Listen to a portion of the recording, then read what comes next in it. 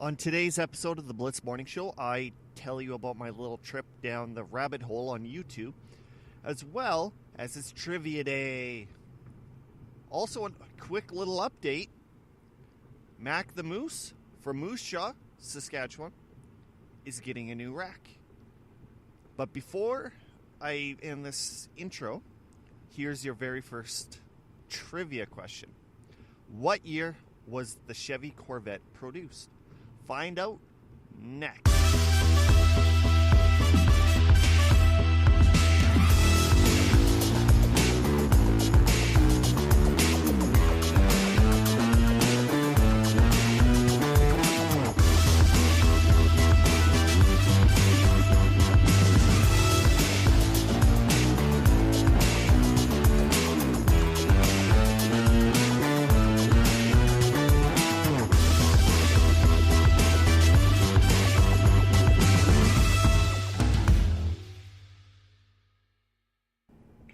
Stupid on button.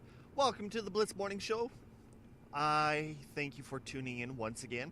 My name is Toby Brendel, and I will be your host for the next little while. And that is correct. You guys already got the first question of the Wednesday trivia. So, what year was the Chevy Corvette produced? When it came to this question, I was so not even close. But the answer was 1953. As well, the three questions today are car related because of what I have ventured in this past little while, aka last week and a half. It was a bunny hole down YouTube. Before we get into it and before I explain, I thought I'd just tell you guys a little bit of an update of Mac the Moose, the moose statue in Moose Jaw, Saskatchewan. Just in case you missed out last time, he was the world's tallest moose statue until Norway produced one that was about a foot taller than Mac. So of course they were setting GoFundMe pages. They're doing anything and everything to get this going, and they have figured out that they are going to give Mac a little bit bigger rack. The only catch with this whole entire rack thing, they have to go take a look at the body, the leg structure, the structure that it's sitting on, and to ensure that all this weight can be supported by Mac's internal components, like the frames. I think it was made out of fiberglass. I'm not quite sure. I guess we're only going to tell. Maybe I might do a before and after picture on the website, which I got going. Yeah. All right. Like I said with the questions, they're cars. So some of you are wondering, what the heck? I really haven't talked much about cars. Well, you see, that leads me into my main topic for this particular episode. And I know I'm not a person who like to stick on one topic, and I just do my tangent rants, go back and forth, but I feel that this topic will have a huge effect on YouTube creators, as well as YouTube wannabe creators, the people who have like 2 views. All right, so a couple months ago, I was, cruising on YouTube. I started clicking here, click there. Found one channel from Vancouver. Just absolutely like it because of the car that he made, or that he had. Fixed it up. But then they just, start clicking.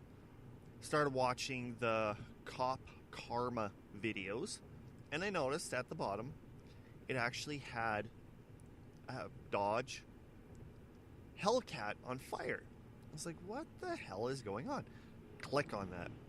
So, of course, I was watching it, doing my own thing. Thought, oh, poor guy. His Hellcat caught up on fire. Got deeper into the video, a little bit into his channel, and it's basically a guy who had a Hellcat, fix it up, tried making it one of the best, and his motto is working to be the fastest Hellcat in the world. So it's like, oh, okay. Then he had a cease and desist because of a video that he actually posted showing him talking to the dealership. He never edited it out. He left it there. Then there was a little bit of investigation, lawyers. So it was kind of super interesting on how this took. So I started clicking back on some of the videos. Okay, I realized why he kind of wrecked the other engine. 'Cause what happened is he blew up the last engine. He went to the dealership that he bought it from, and they said no, that it doesn't fall under warranty because of this. Another car company said, yes, we will take this. We'll replace your engine. Did it. The guy said that he was up and down this one road he always goes to, and it started on fire. Right? So I was like, okay, whatever. I'm kind of getting bored of this. Click. Closed it. There was another video, and I clicked on it, and it was another guy who had kind of a Hellcat. So you kind of see the theme of this. So click it, watch, and gentleman, he gets pulled over. Cop walks up to the window and says, do you know the reason why I pulled you over? And he goes, no. Well, somebody said that you were speeding and you were smoking a bowl. And the guy goes, can you smell anything in the air? And the officer says, no, I thought it was just kind of weird that he said you were smoking a bowl. And when I pulled you over, you weren't speeding. And the guy goes, yeah, we're just going to this particular spot for a little bit of a car meet. And the cop, he said, okay, well, that's fair enough. Goes back to the car, comes back, and all said and done, they were on their way. So, clicked on another video, and at the start of the video, it was interesting. It was the exact same guy. He was sitting there. Cop comes up, looks at him, and says, give me your keys. So this guy's like, excuse me? What, did I stutter? I said, give me your keys. So the guy was polite. He says, no, officer. I was just trying to figure out what is going on. Step out of the vehicle and give me your keys. Next thing you know, gets out, handcuffs. You hear in the background, get in your vehicle, get in your vehicle. So it's like, okay, this is getting interesting. So I thought I'd follow him.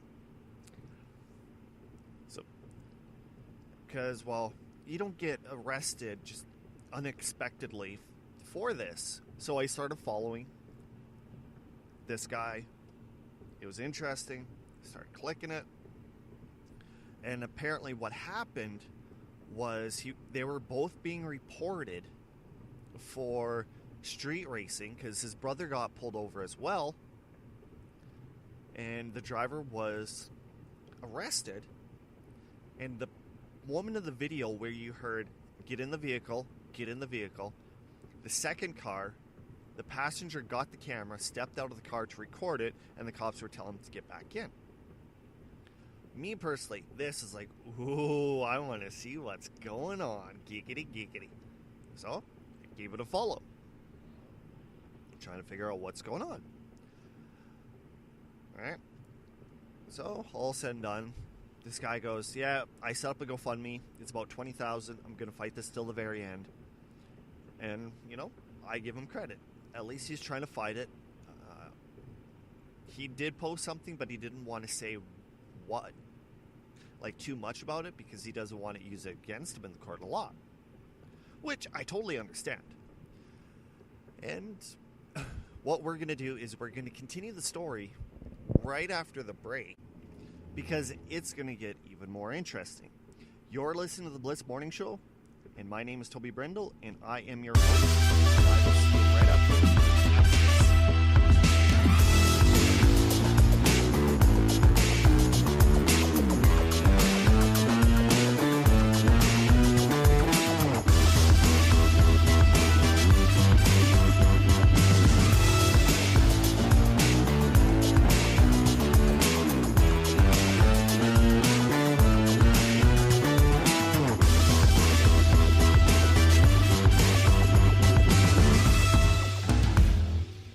Okay, I done a little bit of a screw up. I forgot to ask you guys the question for the trivia. So what I'm going to do is I'm going to tell you, then give you about a 30-second break. Then I'll tell you the answer. But what is the very first Japanese car produced in the USA?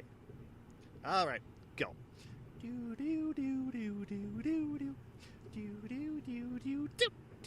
Okay, I'll stop. All right, the answer for what is the very first Japanese produced car in the USA? The Honda Accord, which I personally, I can actually see that to be very true. All right. So, that was fine. Back to the... Oh, thank you for coming back right after the break. My name is Toby Brendel, and this is the Blitz Morning Show. And we are currently talking about the rabbit hole I took down on YouTube. All right. So, all said and done, I followed the guy who got pulled over, arrested, trying to figure out what's going on. I started following some of his videos, and he just didn't have the personality or the pizzazz that I get like a liking to. Just a totally different personality. He said a lot of words which got annoying. You know what I'm saying? You know what I'm saying? G Squad. Anybody who's a YouTube fan and who's in the car scene might know who I'm talking about. But, okay, let's just continue. Seeing that he was on live, started following it. The only reason why I clicked on that link is because he said the internet has destroyed my life. It's like, oh, great. So, clicked on it, watched the video for maybe about 15 minutes, and it was basically him in a depressive state, and he was trying to convince everybody to join the true G Squad, where if you go to his page, you have the subscribe button, then you have your join button, and he basically, for $5.99 a month, you hit the join button and you become an official member of the G Squad. Thought, oh great, here's another guy crying because he's not making enough money off of YouTube. Whatever. Unsubscribe. Stop following. Whatever. Started doing my own thing, and then I started following Destroyer Gray. And basically what he does is he'll take a YouTube channel who basically can prove what kind of fool a channel is. Like, for example, the one guy who was trying to tell you to join the G Squad, so Gray, he decided, let's attack him. So going, this, that. You want people to join, you say it's only pennies, where $5.99 could be like a meal. It could be, do this, do that. So he kind of picks at these guys, which, me, is kind of interesting. All right. The one part that I found really interesting is when I clicked on one of Gray's links, underneath it, it actually said Paul from Family Cruisin' arrested. This leads into that wicked bunny hole, because the guy who had the Hellcat on fire, that particular segment was actually from Family Cruisin'. I know I should have told you guys earlier, but I thought, let's kind of give it a little bit of a whirl on a little bit of a tease. Not clickbait. That's wrong because it's in the middle. I never said anything. It's more of a tease. So Paul, he was arrested for 14 accounts of illegal street racing and 1 account of child endangerment. Where this is the time where I was like clicking, and I got to the point where I was deep into the rabbit hole. But basically what happened is after that fire with this Hellcat, there was a 4-month investigation towards Paul and his channel, and they had enough evidence to basically arrest him. The reason is with all the drag racing down the streets, showing the true performance, and here's the catch. In one of his videos, his daughter was in the front seat when he downshifted and took off, which that led into the child endangerment. What most people don't realize, what you put on the internet, aka YouTube, Facebook, Twitter, anything like that, it can be used against you in the court of law because that is evidence. If your face is on there, not blurred out, that's that. If you put a camera on your Speedo and it shows that you're doing 100 miles an hour, that can be used against you in court of law because that is evidence. So I just started clicking because I want to know more about Family Cruising going to jail. Clicked another link, and they said that Paul and 5 other guys, they were arrested, and this is one of the weird things. So Paul got arrested, there was another guy, and they said a known pedophile.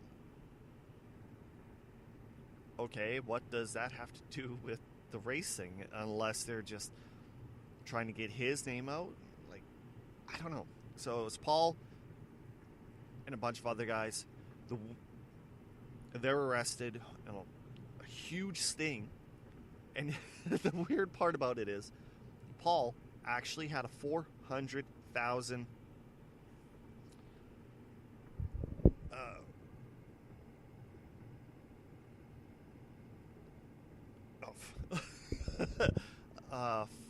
$400,000 bail to get out of jail. So from there, I noticed the guy underneath, who was part of the G Squad, tall guy car review, he sat down, did a video about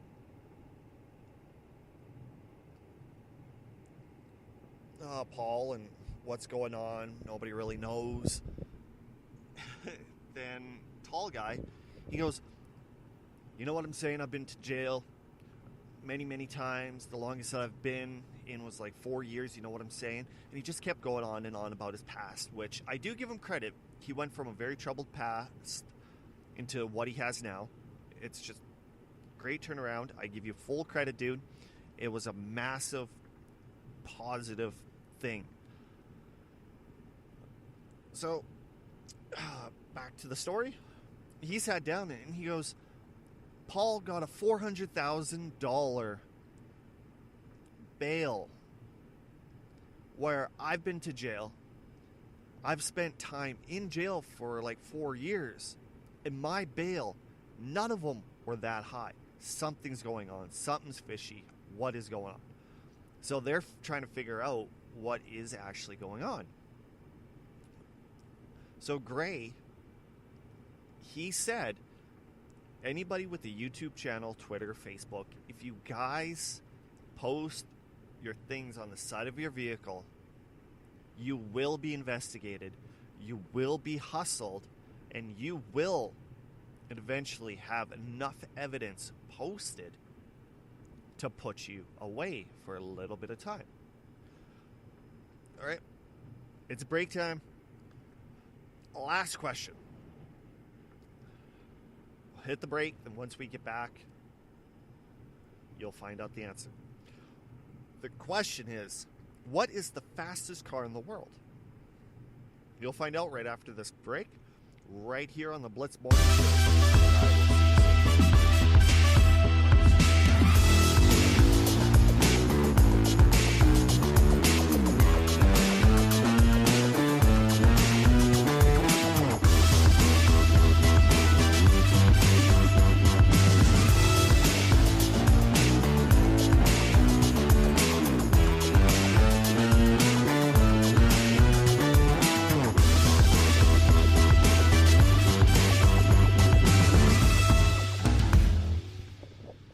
we are back. Thank you for staying with us through that little break. And the question that probably been eating at your brain massively, like, who at it is the fastest car in the world?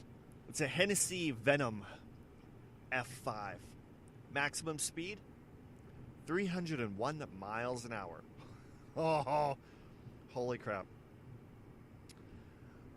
I don't even know what to say about that one. Jeez. You start getting, say, like 140, 150 kilometers an hour, aka like 90 miles per hour, and your vehicle starts doing funky things. I had a 71 Dodge Demon. I'm not going to say what it was maxed out at. Let's just say the speedometer never went that high. And that was sketchy. So, yeah. Family Channel, you go back, you try finding the page. The page is there, but everything was removed. Probably a lawyer said remove everything. Ugh. But Destroyer Gray did say over the last like 5 months, there was a huge amount of YouTubers with Hellcats, Dodges in the car community that have been arrested. I don't know why. Maybe the cops are starting to use social media a little bit more to get these guys arrested. Who knows? On a positive note, this is the time where I just kind of get a little giddy. What am I trying to say? Well, not only did I fall down the rabbit hole with Tall Guy and the family cruising, then with all that hoopla, but when I watched the guy from Vancouver, Robbie, sorry Robbie, I don't know your last name, underneath it, it actually had a Honda CRX underneath it, and it was the thumbnail was of it going into a garage. So it's like, oh, CRX is my favorite car ever. Click on it. What do you know? I have found my new favorite channel. One of the reasons is because it had like Honda Civics and Honda CRXs. And one of the reasons why I fell in love with the CRX it's a very funny story. The story goes is about 0405, or is it 0506? 0405. I moved to a totally different city, and one of the guys that I eventually got working for me, he owned a CRX. Pulls it up.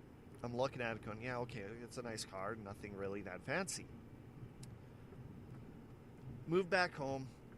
Then my boss says, you have to go 4 hours north, run a gas station up there. It's like, all right, whatever. So went up there, did my thing, and there was two guys with two CRXs. And there was just something about these two guys actually having fun, wheezing, whopping, you know. And I'm looking at it going, those cars are actually really nice. And ever since that particular day, I loved them. Fast forward a few years. Dumped the girlfriend. Next thing you know, got a loan to pay off all my debt and something else. And my uncle's nephew said, I have a CRX, do you want to buy it? It's like, how much? He goes, $2,000. It's like, oh, run to the bank. It's like, guys, can you tack on $2,000? I found my dream car. Let's go. And they said, yeah. So got it, loved it, everything like that. Best time of my life. Then in 2011, a couple years later, we had a flood. My trailer park got flooded. Basically destroyed the car. I'm pretty sure I could have kept it, rebuilt it, but I had a new girlfriend, a child on the way, and financially it would have been a horrible decision. Because, yes, there's a because for this one. Because I wasn't as smart as I am now. And I'm getting smarter by each and every day. Whatever, let it go. Took my loss, moved on with my life. So with this new channel that I'm going back, watching videos, things like, just simple things like that. I looked at the name, and it was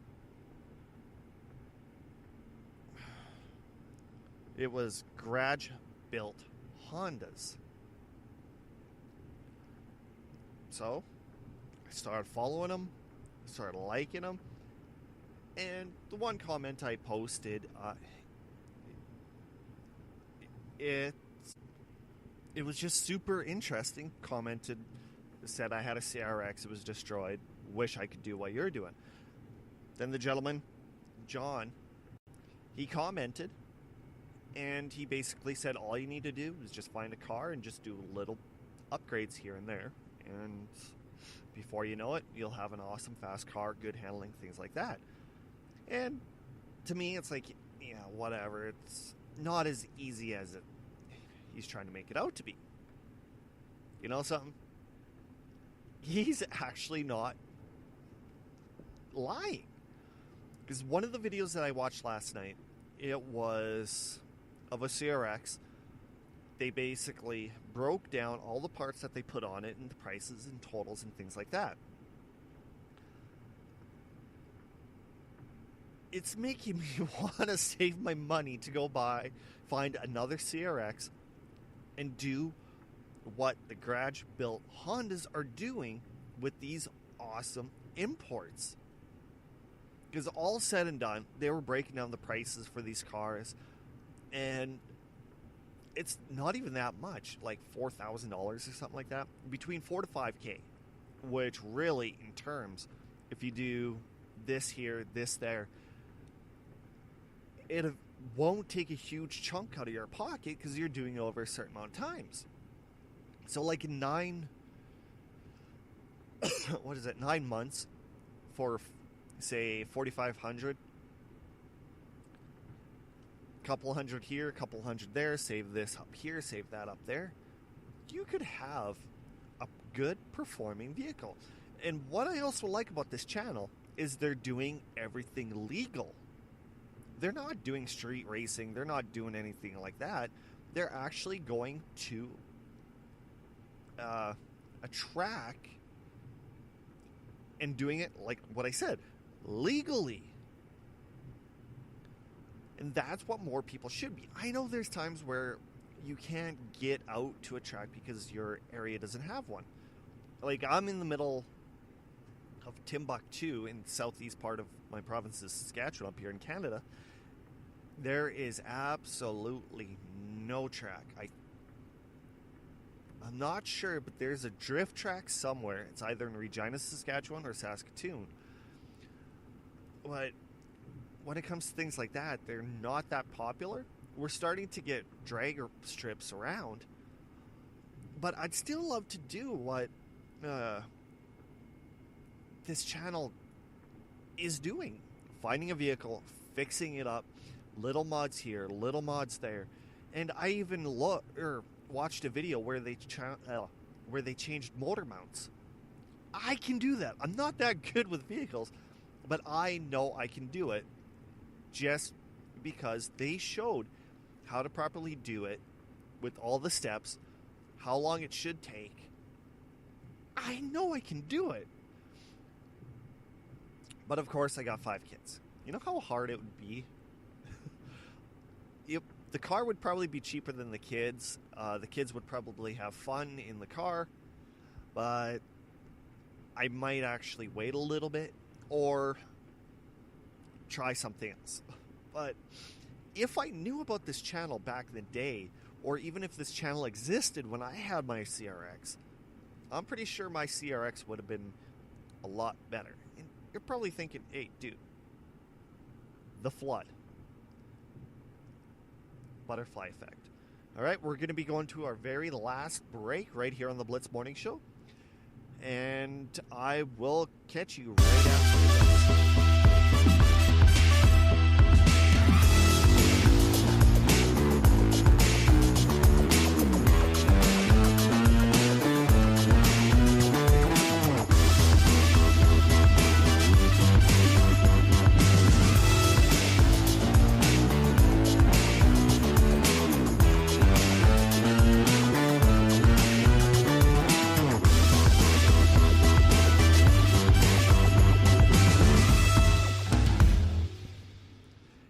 are back right here on the Blitz Morning Show. My name's Toby Brendel. I thank you for staying with us. It's a little after a half an hour, and I'm pretty stoked on the length of it. Back to the built-grilled, garage-built Hondas. So yeah, I recommend going to this page, learning what they have done with these cars, and it just shows it is possible for you to do the exact same thing with with a good, reliable car to build a good car and build a great racing car? Like good performance? Yeah, you'll figure it out. You know what I'm trying to say, I hope. If you do, and I don't, you have officially become the Blitz Whisperer. Or another way that you can actually see what these guys are doing, you can go onto Instagram, and I hope John doesn't get mad at this, but follow him on Insta at John_Widmer.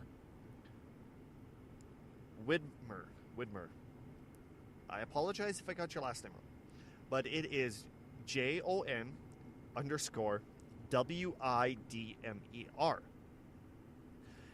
You can go on either channels, Instagram, YouTube, see what he's doing with these cars, and realize fixing up a car, make it performance, it doesn't cost you that much. But if you're going to go to channels like Tall Guy Car Reviews or Family Cruisin', if you add videos, you're going to get a totally different view on what they're doing and thinking, well, if I want a car like that, it's going to cost me tens of thousands of dollars. No, not really. You can, because, like, for example, if the Hondas, they decide, well, let's throw turbo on it. All said and done, it might cost you about $6,000 to eventually get a turboed Honda Civic, Honda CRX, you name it. I just wish I knew about this, 20 years ago. Yes, I just dated myself. Because I would have did stuff like that. I would have had fun. Oh, my lord, you guys. Huge shout out to John. I love your channel. Your channel should be having more followers. My recommendation, more beer, bikinis, and music. No, just keep it the way you're doing it. You're doing absolutely awesome. I'm learning tons of stuff that I never knew about. Everybody out there in YouTube land, go check them out. It is going to be well worth your time. Let's take a little bit off the beaten path. And I did actually say I wanted to interview John. So in the future, I will post it if it actually goes down. But I want to do it because I have so many questions to ask him. Yesterday, I found my other microphone. Found somebody who actually had a USB splitter.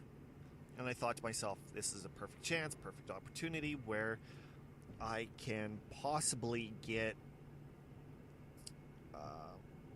2 USB mics plugged into one outlet and have dual USB microphones for a show. So I travel. I get the one, didn't work. Got the other one with power supply. It's like, yes, it's gonna. Oh, it never worked.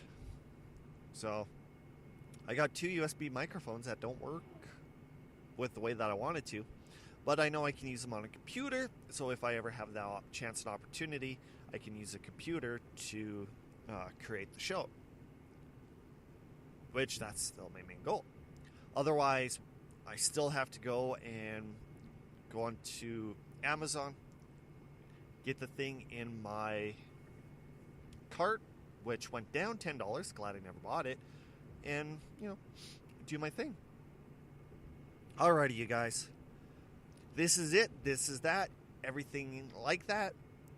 If you have any questions or comments, feel free to email me at theblitzmorningshow@gmail.com. Facebook / The Blitz Morning. Twitter @The Blitz Morning. You can also go to our website, which I am slowly building, at theblitz.ca. Another thing you can do is follow me on Twitter @coffeeman_radio. I thank you guys for tuning in. Your love, your patience, and your lasting this long. I feel so much love towards that. And I will see you on Friday. Thanks, guys. Peace out.